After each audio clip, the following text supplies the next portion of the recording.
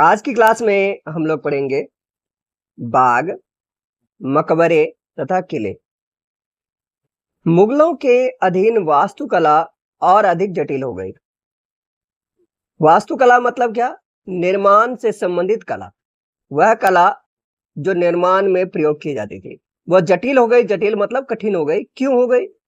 देखिए, इसका एक कारण यह है कि जब कोई भी शासक उस साहित्य में या फिर वास्तुकला में यानी निर्माण कला में खुद रुचि लेने लग जाए तो वह क्या होगा? ज्यादा ही जटिल हो जाएगा, क्योंकि वो जो है ना उसमें कुछ ना कुछ बेहतर की तलाश करते रहते हैं। वही यहाँ पे हुआ। बाबर, हुमायूं, अकबर, जहांगीर और विशेष रूप से शाहजहां साहित्य कला और वास्तुकला में व्यक्तिगत रुचि लेते थे। अपनी आत्मकथा यानी कि जिसको अंग्रेजी में कहते हैं ऑटोबायोग्राफी में बाबर ने औपचारिक बागों की योजनाओं और उनके बनाने में अपनी रुचि का वर्णन किया है। अक्सर ये बाग दीवार से घिरे होते थे तथा कृत्रिम यानी कि आर्टिफिशियल नहरों द्वारा 4 भागों में विभाजित आयताकार अहाते होते थे। अहाते मतलब क्षेत्र होते थे आयत के आधार पर। आयत किसे कहा जाता है ये तो आप लोग भली बातें जानते होंगे। वह ज्यामितीय आकृति जिसकी लंबाई और चौड़ाई क्या हो? बराबर हो, उसे क्या कहा जाता है? आयत। अंग्रेजी में कहते हैं रेक्टेंगल। रेक्टेंगल एक प्लेन फिगर जिसके अपोजिट साइड्स क्या होते हैं? इक्वल होते हैं और 90 डिग्री का वो एंगल बनाते हैं। अब यहाँ पे आगे ध्यान दीजिए। औपचारिक बागों की योजनाओं और उनके बनाने तथा खाका तैयार करने में बाबर ने अपनी रुचि का वर्णन किया है। 4 हिस्सों में बटे होने के कारण ये 4 बाग कहलाते थे।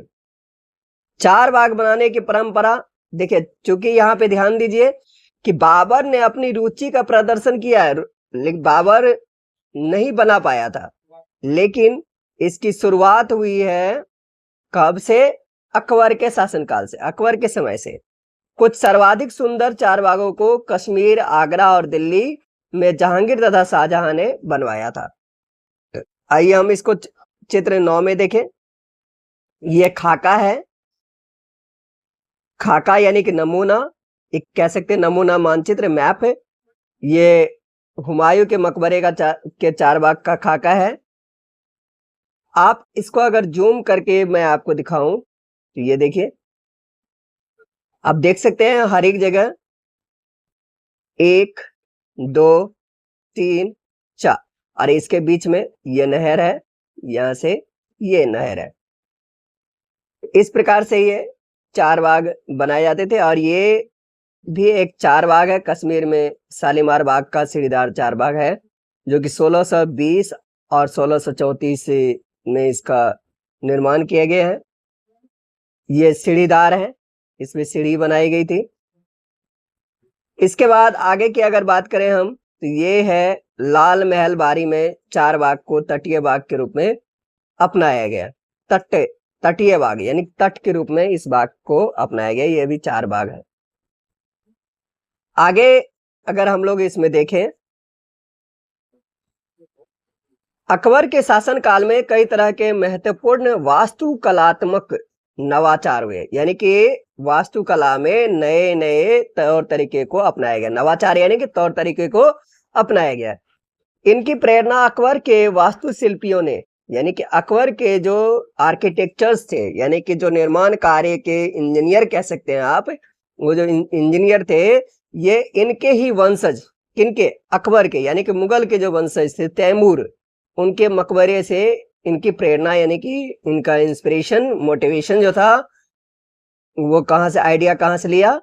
तैमूर के मकबरे से। हुमायूं के मकबरे में सबसे पहली बार दिखने वाला केंद्रीय गुंबद जो बहुत ऊंचा था और ऊंचा मेहराबदार प्रवेश द्वार था। ऊंचा मेहराबदार प्रवेश द्वार को पिस्तक कहा जाता है।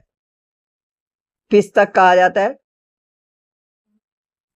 अब देखिए यहां, ये देखिए, ये जो द्वार है ये ऐसे इस तरीके से, इसी को पिस्तक कहा जाता है।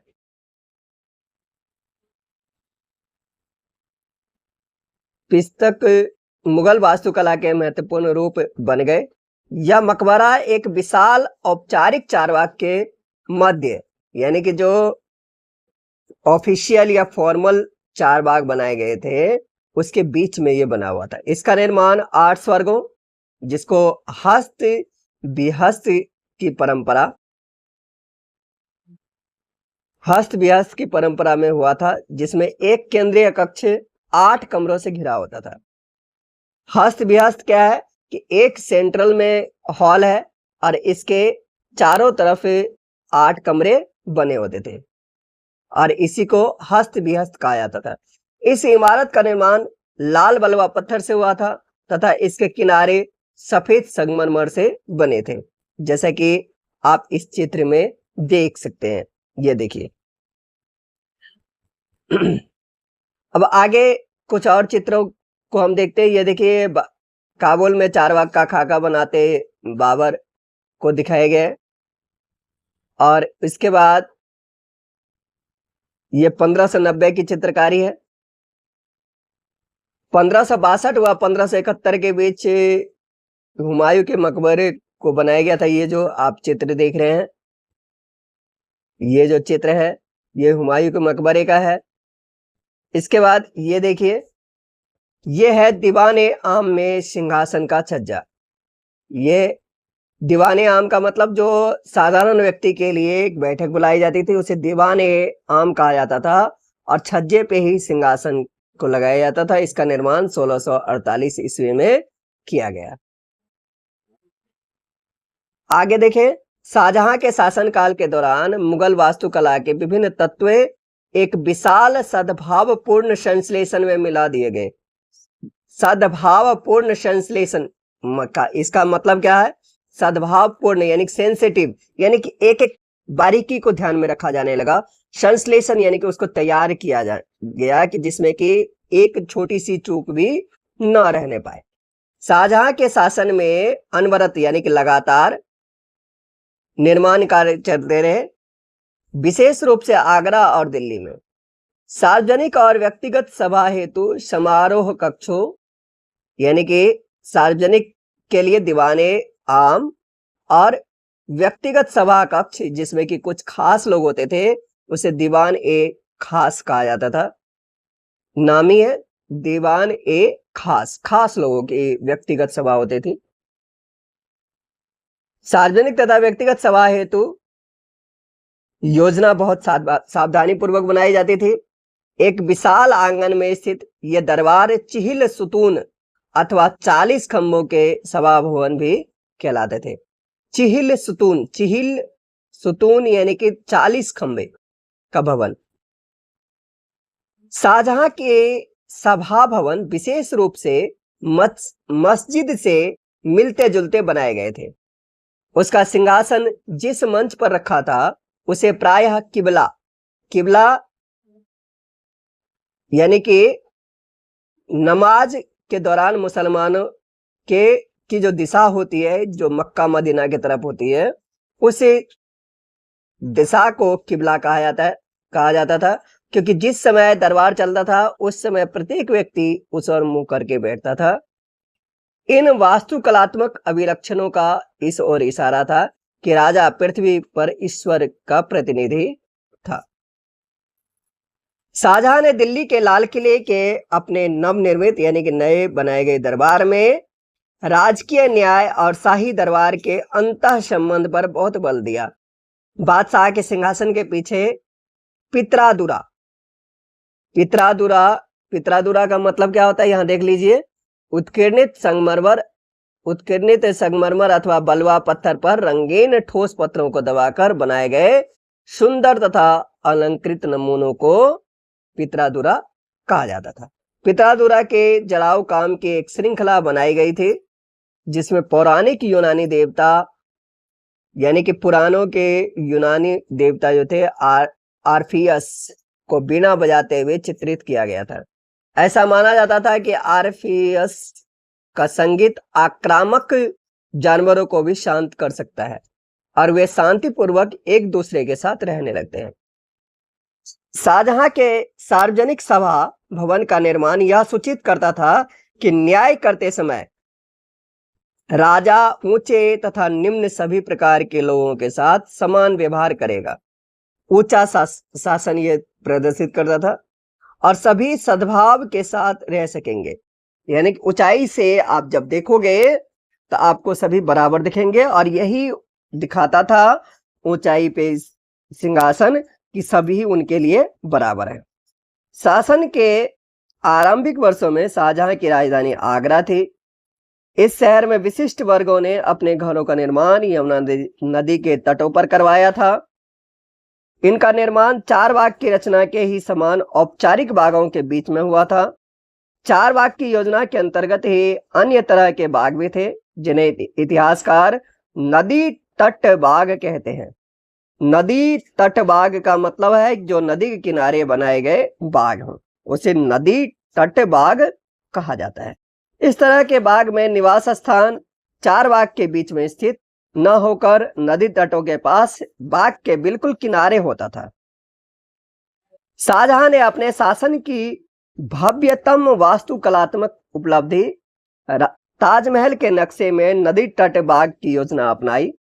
यहाँ सफेद संगमरमर का मकबरा नदी तट के एक चबूतरे पर तथा बाग इसके दक्षिण में बनाया गया था। नदी पर सभी अभिजातों की पहुंच पर नियंत्रण हेतु शाहजहां ने इस वास्तुकलात्मक रूप को विकसित किया। दिल्ली में शाहजहानाबाद में उसने जो नया शहर निर्मित करवाया उसमें शाही महल नदी पर स्थित था। केवल विशिष्ट कृपा मतलब जिसपे विशेष राजा की कृपा हो प्राप्त अभिजात मतलब जो ऊंचे दर्जे के लोग, ऊंचे पोस्ट के अधिकारी, जैसे उसके बड़े बेटे दारा शिकोह को ही, शाहजहां के बड़े बेटे का नाम क्या था? दारा शिकोह, क्योंकि ये अभिजात थे, ये राजा से संबंधित थे। दारा शिकोह को नदी तक पहुंच मिली थी। अन्य सभी को अपने घरों का निर्माण यमुना नदी से दूर शहर में करवाना पड़ता था। अब ये देखिए, यह 1850 का शाहजहानाबाद का एक नक्शा है। ये इस चित्र में आप ये देख सकते हो। बादशाह का निवास स्थान इसमें आप ढूंढ सकते हैं। जैसे देखिए, ये यहाँ से स्पष्ट दिखाई देता है। और इसके बाद ये जो है, ये चित्र 14 है।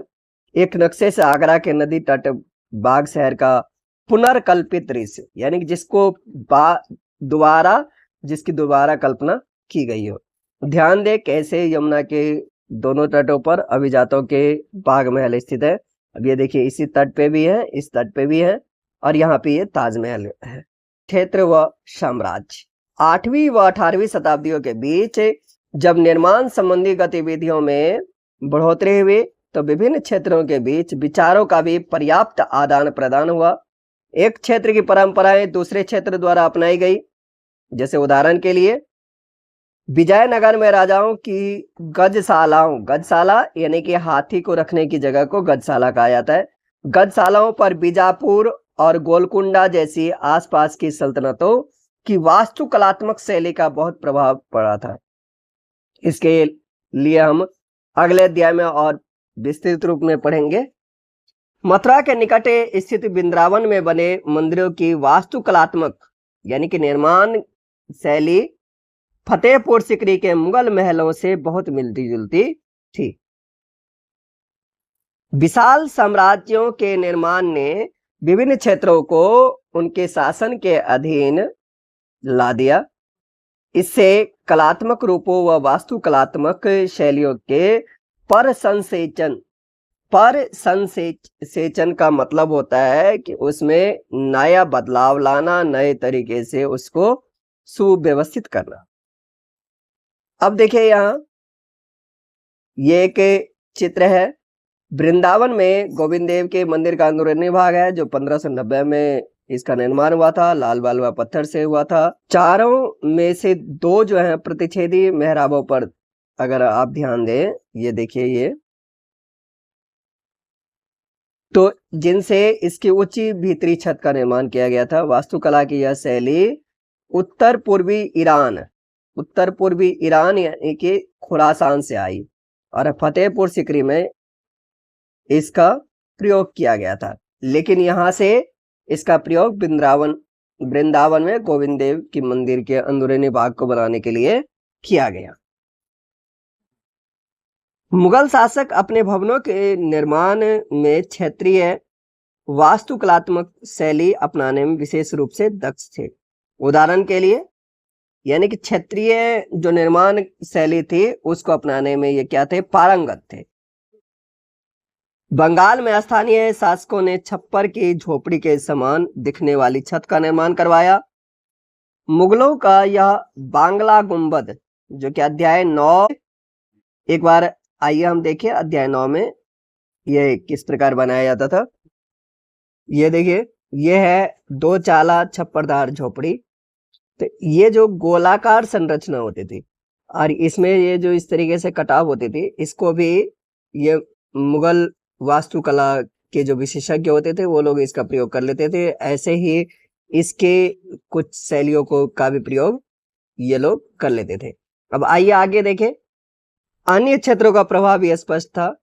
अकबर की राजधानी फतेहपुर सिकरी की कई इमारतों पर गुजरात व मालवा की वास्तुकलात्मक शैलियों का प्रभाव दिखता है। 18वीं शताब्दी से मुगल शासकों की सत्ता के धूमिल हो जाने के बाद, धूमिल यानी कि पूरी तरीके से नष्ट हो जाने के बाद भी उनके आश्रय यानी कि उनके शरण में, उनकी देखरेख में विकसित वास्तुकलात्मक शैली निरंतर प्रयोग में रही तथा अन्य शासकों ने जब भी स्वयं के राज्य स्थापित करने के प्रयास किए यह शैली अपनाई। अब ये देखिए, ये फतेहपुर सिकरी के जोधाबाई महल के छत के विस्तार को संभालते ये अलंकृत यानी कि पूरी तरीके से सजावटी किए हुए खंबे हैं, स्तंभ हैं और इनका ये छज्जा है।